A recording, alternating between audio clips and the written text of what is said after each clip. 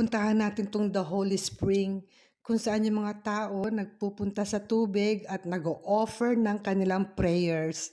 But before that, may ipapakita ako sa inyo. Itong puno sa tabi ng To The Holy Spring.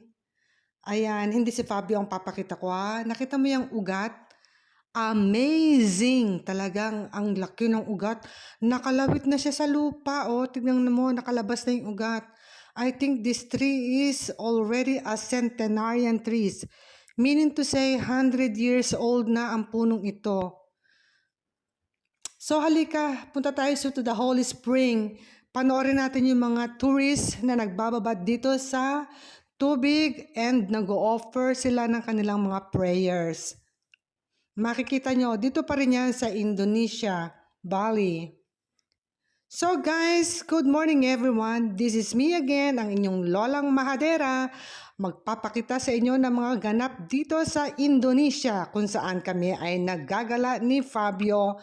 Nagkaroon na naman kami ng DIY travel adventure. So isasama ko kayo para na rin kayong nakakita or nakapunta in person dito sa Indonesia.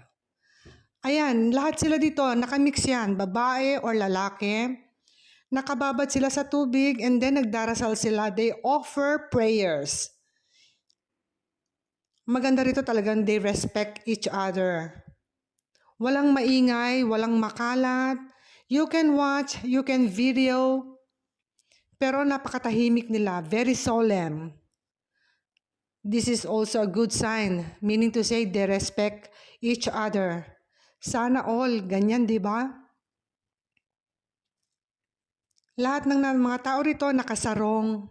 Pag mag-enter ka or papasok ka sa mga temple like this, kinakailangan you wear sarong.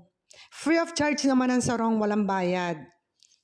So you can wear sarong. Ayan si Fabio. Nakita mo kung anong itsura niya kapag nakasarong? Di ba? Ang guwapo.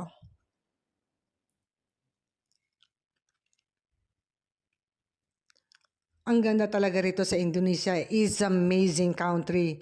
Very clean and very disciplined people also. Dito sa Bali yan, ha?